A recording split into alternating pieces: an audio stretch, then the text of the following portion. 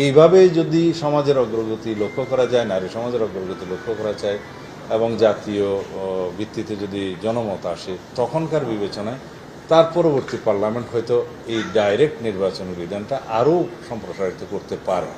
তো সেটা বিবেচনা নেওয়ার জন্য আমরা ফ্লোরে আমাদের প্রস্তাবটা দিয়েছি। আমরা বিশ্বাস করি কিছু সংখ্যক আসনে নারীরা সরাসরি প্রতিদ্বন্দ্বিতা করে আস্তে আস্তে গ্রাজুয়ালি সেই অবস্থায় উন্নীত হোক, যখন এক সময় দেখা যাবে কোনো সংরক্ষিত আসনের প্রয়োজন হবে না, সবাই সরাসরি নির্বাচন করতে পারবে। ধন্যবাদ। সামনে আসে ভালো হয়। 31 তারিখের আগেই তো হতে পারে। যে স্পিডে আমরা আশা করছিলাম সেই স্পিডে যদি যায় তাহলে 31 তারিখের আগেই হতে পারে। কিছু কিছু বিষয় এমন থাকবে গণতন্ত্রে, সেই জন্যই তো আমরা সংগ্রাম করেছি যে দুই একটা বিষয় এমন থাকবে হয়তো ঐক্যমত হবে না, কিন্তু কিন্তু সেই জন্য আমাদেরকে একটু অপেক্ষা করতে হবে যে শেষ পর্যন্ত আমরা কতটা ঐক্যমত হতে পারি।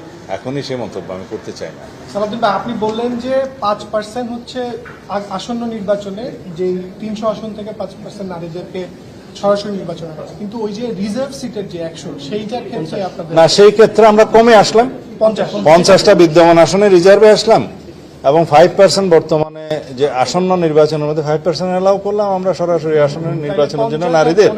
কিন্তু সংবিধান যখন সংশোধিত হবে তখন 10% যদি আমরা সংশোধনী নিতে পারি তাহলে সেখানে 30টা আসন আসবে, তখন 50+30 হবে এবং তারপরের পার্লামেন্টে যদি বিবেচনা করা যায় যে সেটা আরো বাড়ানো দরকার, সেই হিসেবে আস্তে আস্তে সরাসরি আসন হয়তো সংখ্যা বৃদ্ধি পাবে, সেটা তখন রিজার্ভের আসন থেকে হয়তো কমতে থাকবে।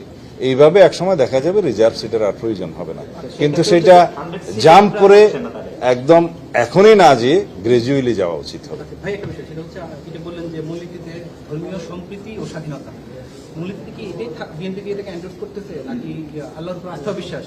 আমরা পঞ্চম সংশোধনীতে গৃহীত আর্টিকেল 8-এ যে রাষ্ট্র পরিচালনার মূলনীতি আছে তার সাথে এটা সংযুক্ত করতে চাই।